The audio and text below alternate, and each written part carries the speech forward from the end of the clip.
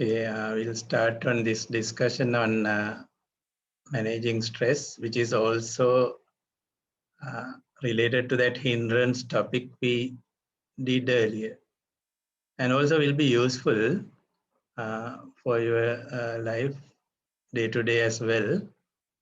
So there can be stressful times, isn't it?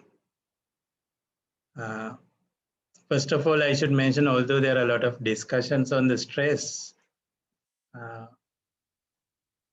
people rarely identify the causes for the stress. The causes are always the 5 hindrances. If one hindrance goes out of control, not to mention that multiple hindrances going out of control, but even if one goes out of control, result will be this. Right? Therefore, always that mindfulness on hindrances is really important for you to manage your daily life. Okay, let's define these things first. Okay, in the picture, this is a response of a person for what? Usually for cold, isn't it? Subconscious response for cold will be something like that, embracing. And why? Sometimes while attending a lecture also you might embrace if the room AC is, if the room temperature falls too low, subconsciously you might do it. That is because you want to save the temperature, in a heat, without allowing the heat to dissipate. That's why you are embracing to reduce the surface area of the dissipating surface area. But before the embracing happens like this, before this embracing happens, the mind will automatically do something else, which will be that it will shut down the blood vessels coming closer to your skin, and you will not be aware about it. But this is what it does. Before embracing happens, it will try this one. This is the skin, outer surface. This is how the blood vessel goes close to the skin. This is the main blood vessel. And there are bypass paths like this. And there are nerve impulses coming from hypothalamus of the brain to shut off these paths. So what it will do is it will shut off the blood in these parts and will switch on this bypass path so that the blood does not go near to the skin, because it will dissipate more heat if that happens. So see what the mind does in order to protect you, and you will not be even aware about this. Okay? So there are a lot of housekeeping things, so intelligent housekeeping things that the mind does for you to survive. This is just one of them I gave as an example. There are so many others. Right? Let's see the full response. In this example, the regulation of body temperature is the action being done by the mind. This is what happens. Let's say room temperature dropped. Heat loss from your body will increase. Body temperature will decrease. And then the mind will start responding. And that response happens this way. The first response is this constriction of skin blood vessels, which is the one I just explained. It will try that. If that solves the issue, then it will heat loss from the body will be reduced and the body temperature is maintained. Suppose this alone does not work, it will try this plus this. That is the second one, the curling up. Curling up happens only after constriction of blood skin vessels have taken place, and if it is not sufficient to control the heat loss. So then these two are simultaneously active. If that solves the problem, then it returns to the normal temperature. If that also does not solve the problem. The mind will take on the decision, okay, now it is time to generate little heat rather than preventing the existing heat losing. I might try to generate more heat by shivering so that your hand or various body parts will shiver in an attempt to generate heat, that is heat production, not heat protecting heat loss. It will try that also. If all three fails, well, then you are sorry, right? Your body will get cooler and cooler and you can't survive then. But these are safety mechanisms running through feedback loops to regulate the body temperature. I took body temperature just as an example to explain what is called homeostasis, homeostasis system in the body, which is that there are certain variables in the homeostasis system. And if any unbalance occur, like the temperature unbalance we just identified, then it runs through this feedback loop. It will be received by a sensor and then sent to the control center, which is the brain and the mind together here. And then effector will be activating one of these actions, which I explained a moment ago, and see whether it returns to normal. So this kind of action happens not only for body temperature, but so many other variables here, like regulation of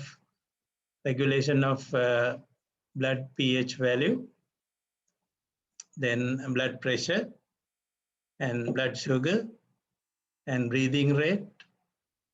Likewise, so many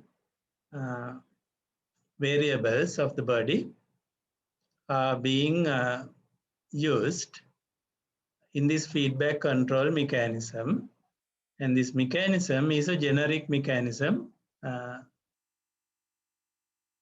that is known as the process that maintains the stability of the human body's internal environment in response to changes in the external conditions. That example of the temperature is fitting into this definition, isn't it? Okay.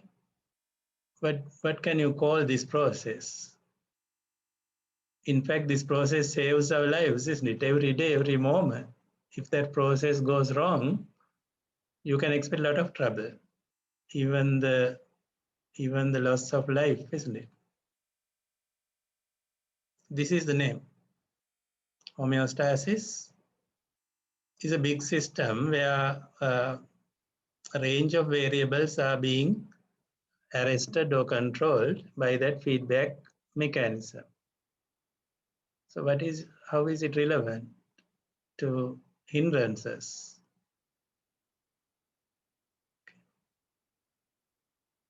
There can be physical, mental, or emotional demand on you that tend to disturb the homeostasis of the body. Of course, there are mental, emotional demands always on us. Right? We can't escape from them. But if they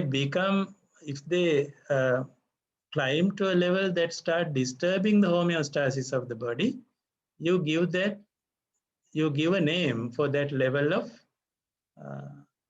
demand. That is called stress. That's how the stress is defined. So long as your physical, mental, or emotional demands don't disturb the homeostasis, the housekeeping system of the body, then you have no stress. The moment it starts disturbing, that's called the stress. It could be temporary, though. It could be temporary or it could be prolonged. Right? Also, remember this as a definition. Physical, mental, or emotional demand which tend to disturb the homeostasis of the body. Okay. Well, it's not always bad to have some kind of stress because there is something called human function curve.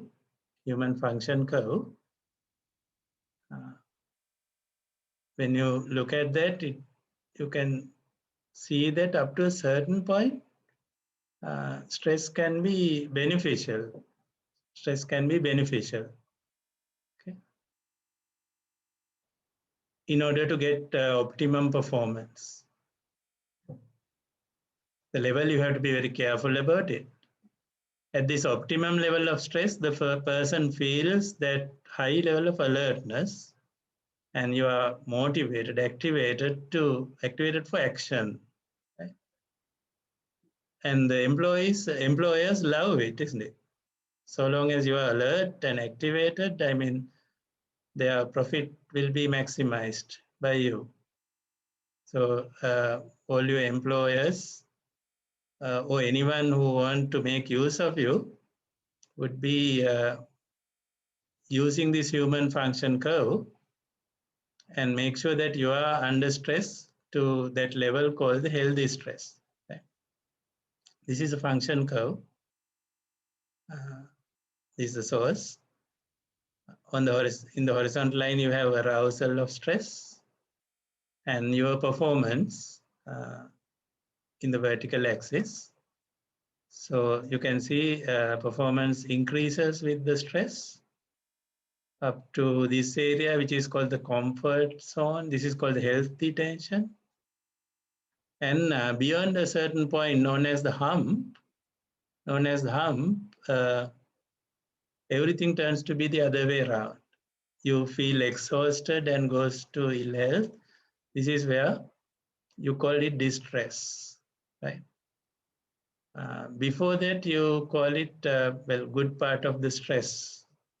Although some meditators will not agree about that, when you experience meditative absorption states, your thinking will be that any level of stress is not healthy, right?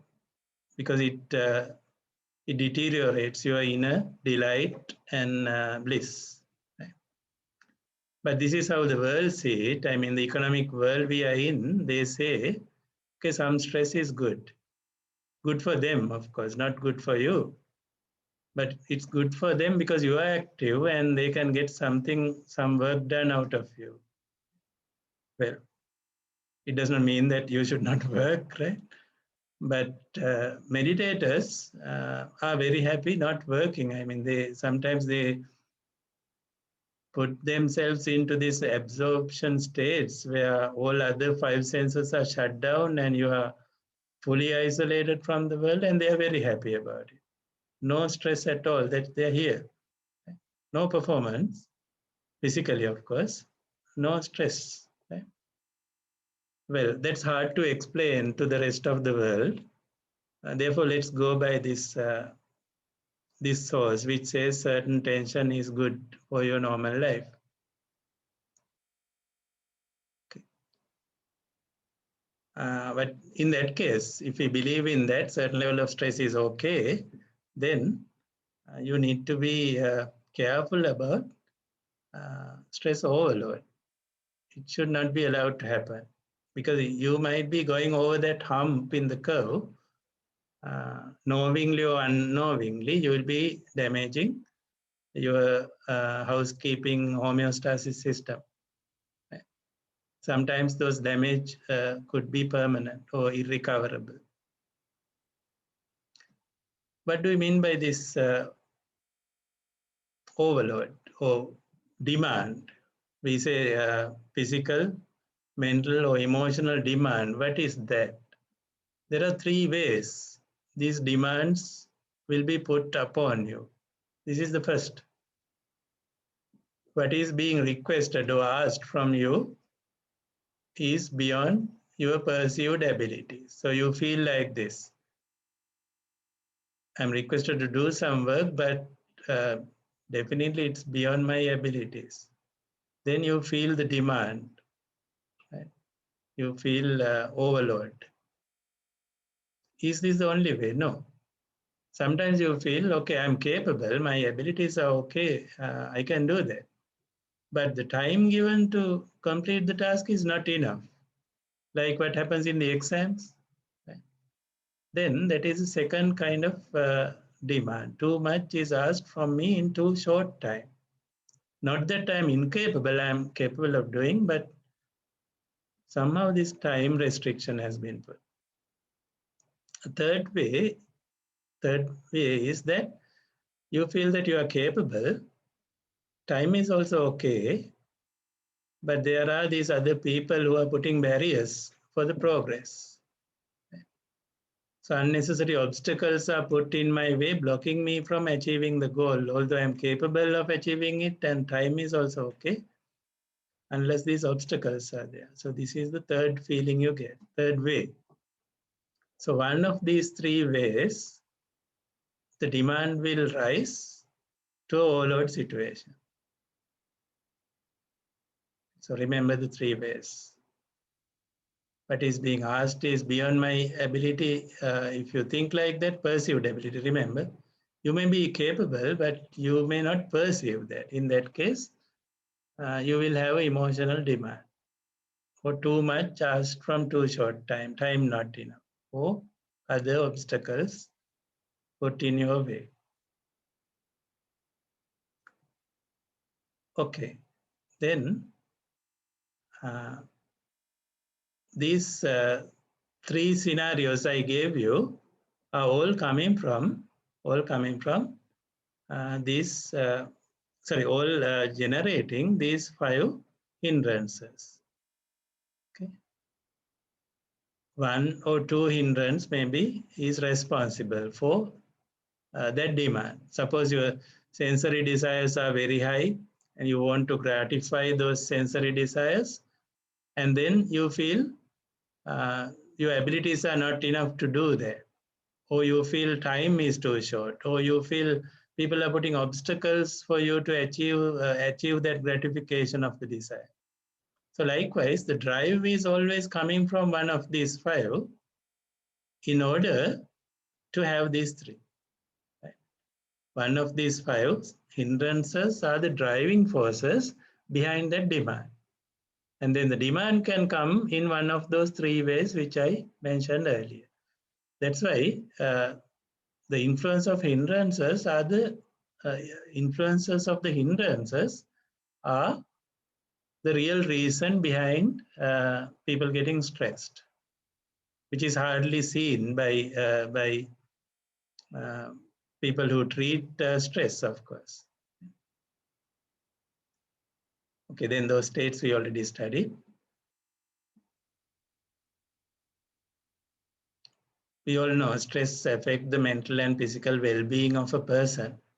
Today there is this word called mental health, which is really affected by stress, and it is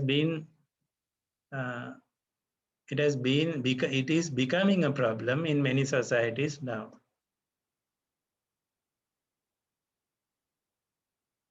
But they really analyze the real driving force, the hindrance behind the stress. Instead, they use various other treatment techniques rather than handling the root cause. Physical effects of a stressed person, because we know that homeostasis system is hacked now. When the system is hacked by the hindrance, then you will find these things happening. Heart rate increasing, breathing rate increasing, blood pressure rising, muscle tension increasing. In the eye, the pupils will be dilated. The person will feel dry mouth, blood sugar increased because the sugar is to be converted to energy for quick action. And these physical effects are affected by these hormones known as stress hormones: adrenaline, cortisol, catecholamines. Sometimes they are just called cholamines, and testosterone and HGH. These hormones, who drive those hormones? Hormones cause this physical effect, but there must be some other reason to drive these hormones into the blood. Before we discuss that, people say that these physical effects are a war, part of a war launched by the nature. And the name given to that war is called fight or flight response of the body to the external stimuli. Fight or flight. If things go wrong, then fight it. Otherwise, let it fly. And that liberates the chemicals called hormones into the blood by a system called endocrine system, which I'll explain in a moment. Now, this mind and body connection is very important for us to understand it. What is the relationship between hindrances in the mind and these physical activities of the body, which ruins our housekeeping, homeostasis system?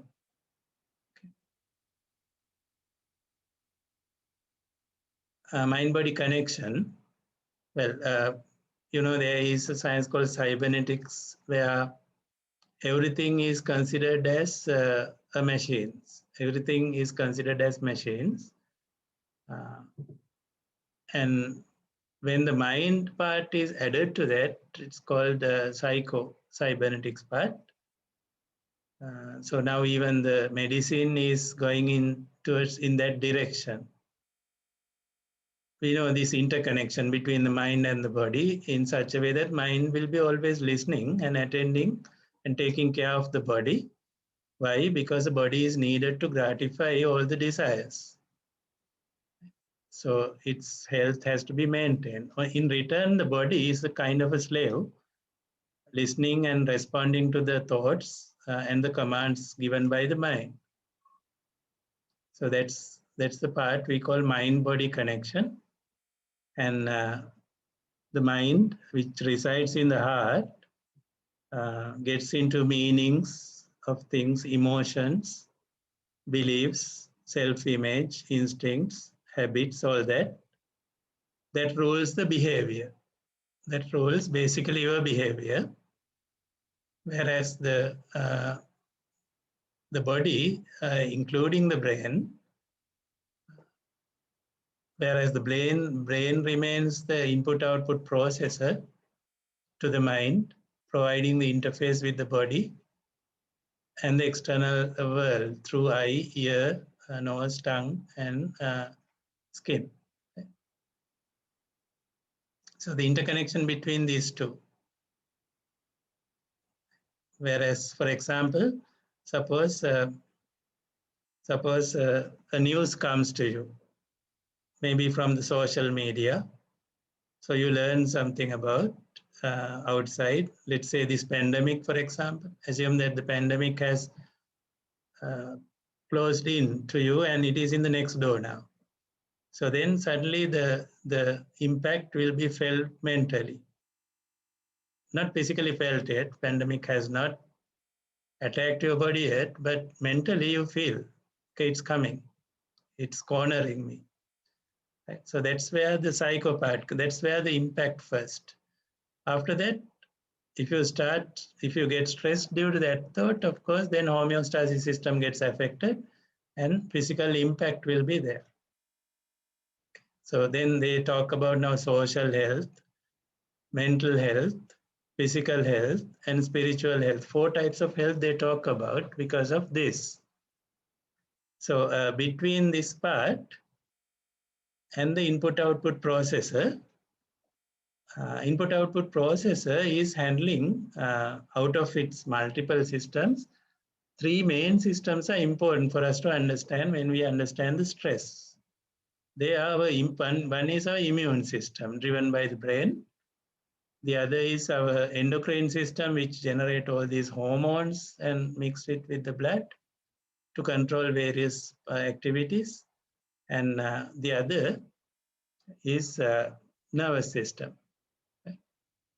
So this part is called the psycho part, the mental, that is regulating behavior, and coupled to this interfacing system, brain, which interface with the nervous system, endocrine system, and the immune system. So in medicine nowadays, they call it the PNEI, PNEI system of the body. It's called psychoneuroendocrine immune system. That's a medical term for it. PNEI system, which is combination of 4 things. P is psychology part, which is the mind or your behavior. N for the nervous system, in this area neurobiology, endocrine system, endocrinology, immune system, immunology. Those are different areas, but now they have started seeing some glimpses of how the mind interacts with the other 3 systems. Earlier they call it NEI system, but now in medical research you can often see this word called PNEI. Suddenly, a glimpse of the mind in the form of the word psycho has come into their research areas. Brief explanation about this is, immune system you already know consists of organs, processes of the body that provide resistance to infection, toxins. Organs like thymus, bone marrow, lymph nodes, they are in the immune system. Nervous system, you know, consists of nerves and the neurons that transmit signals between different parts of the body. Endocrine system is that hormone generating and distributing system consisting of multiple glands that regulate many things: metabolism, growth, development, tissue functions, sexual functions, reproduction, sleep, mood, everything. So now they have found that this mind part, the psycho part, plays a major role in all these 3, all the other 3. Okay, so that is the impact I have shown by the arrow, where very quickly if I introduce endocrine system, I already mentioned that is a system making the hormones, control the release of the hormones and purging of the hormones from the blood also. Many organs are there. They are called glands. Many glands like hypothalamus. In the brain area, the endocrine system has the key parts like hypothalamus, pituitary gland and pineal gland. In the neck, you have thyroid and parathyroid glands. They are also part of the endocrine system. They generate hormones, thyroxine. Between lungs, you have thymus. On top of the kidneys, you have adrenals. Behind stomach, you have pancreas. Then pelvic region, you have ovaries and testes. All this set of glands form the endocrine system. Hypothalamus is the bus connecting endocrine system with the nervous system. It's the interconnection. But pituitary is the master gland there. Well, these hormones I have listed, but we may not have enough time to go through each activity. Then this gland, you can see, regulates the sleep. Thyroid controls metabolism. You know, thyroid gland is very important. If it does not produce enough hormones, then heart rate drops and the weight increase. If it makes too much of those hormones like TSH, T4, etc., it raise the heart and weight is lost there. Parathyroid is for the bone health. Thymus makes white blood cells and fight infections. Then this one, very important, adrenals. On top of the kidneys, they regulate this fight and flight response mainly. They also make hormones called they are called GCs, corticosteroids and catecholamine. So that gland is very important for our stress-related things. You know, adrenaline is, there are positives in that. They are there for a purpose. They can arouse you physiologically, increase your alertness, Why? In order to prepare your body for explosive activity, say out of fear or out of some emotion. If some explosive action is required from the body, adrenaline is what drives it, and you will feel energized, alert for the action. Therefore, it's necessary. It's necessary, but these GCs, they are class of steroid hormones that regulate utilization of glucose. Therefore, again, very important for explosive activity because it will convert proteins and lipids to glucose and give quick energy for action. But if GCs are unbalanced, your appetite will be affected and obesity will set in. Then catecholamines increase blood pressure, again supporting you to go for explosive action, for quick action.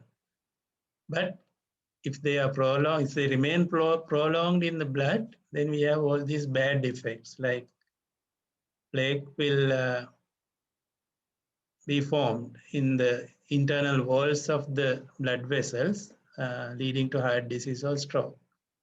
So you can see all these adrenaline, GC, catecholamines, they are there for a purpose, for quick explosive action from the body when needed.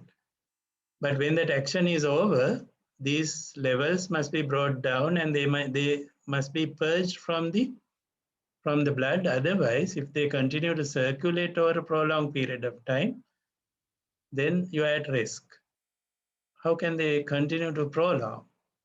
That is because your mind sees the threat all the time. When the threat is not there, when the demand is not there, the mind does not perceive that. When the mind does not perceive that, the commands to take these hormones out of the blood is not coming from the mind. So they continue to circulate, doing more damage than the good thereafter. So this is what leads to distress levels. So initially you see positive effect of these hormones, but the overproduction or prolonged circulation in the blood is counterproductive. Many things are affected. So quick short time stress you call acute stress. But if that acute stress is frequently suffered by you, then it's called episodic stress, more frequent occurrence of acute stress. Then if the episodic stress is not properly controlled, it can lead to a very damaging level called chronic stress. Remember the root cause for all this, but hindrances in the mind.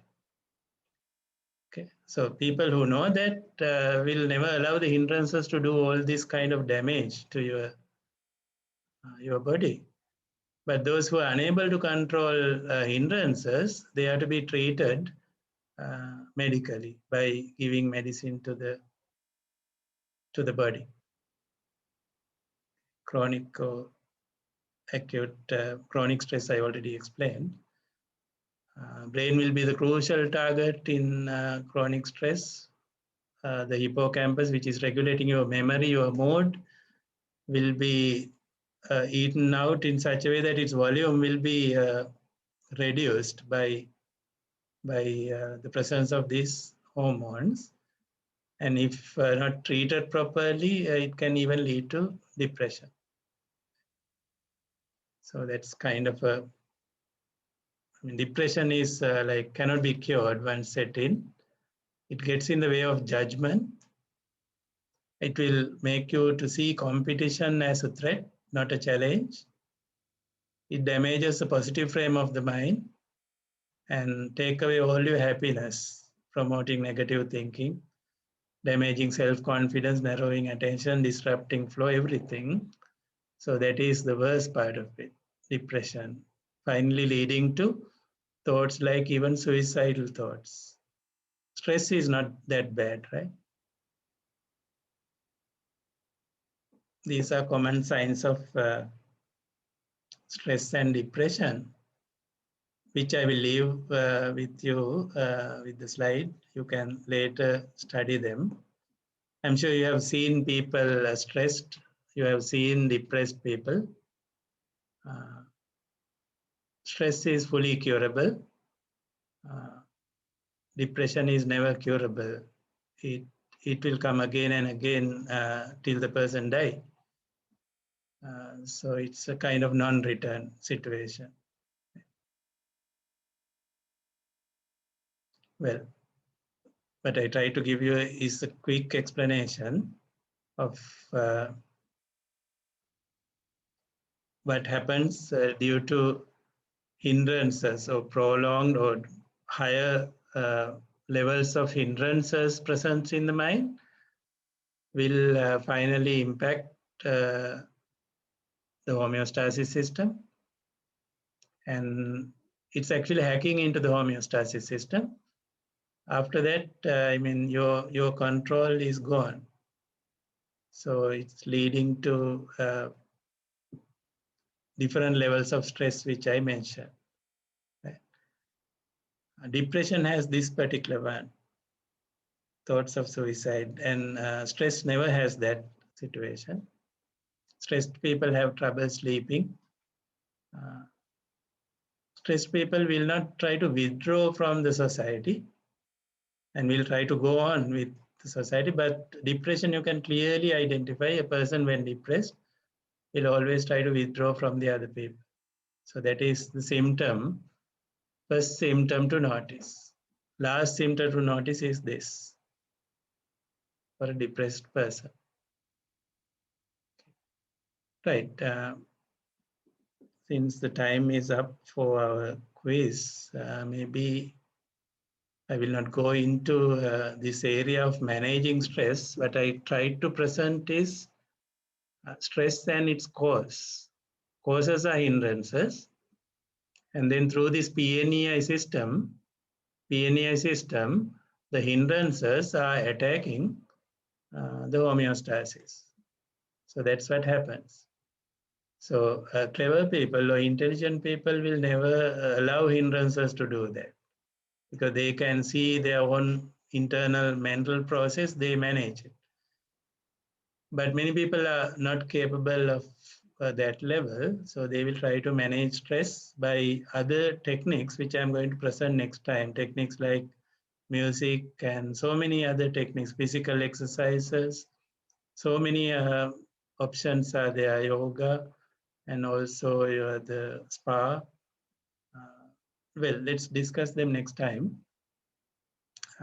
So I will stop at this point today. I'll promise I will upload the slides. I'm sorry for forgetting that earlier. You could have posted a message in the model for me to upload the slides. One question in the quiz: will questions be there from today's slides? Well, there will be, but not those details like those sub-mental states, miniature mental states, their names. Those are extra. So, but about the concentration, yes, there will be. Concentration will be a question. Hindrances will be question. And absorption states, jhanic factors, that level will be what we discussed today. Your understanding may be checked. What you need to remember is for counteracting the 5 hindrances, there are 5 jhanic factors which match with each. And also there was that 5-pronged attack. We have to lead to attack the 5 hindrances. Those are the key things that we discussed today. Okay. Right, so we will stop there to give you time to prepare. 12:05. 5 minutes past 12, the quiz will start. So I suggest you log on to Moodle and do that. Well, good luck with the quiz. It's not detailed questions like earlier, right? Only 10 questions. Well, good luck with the quiz.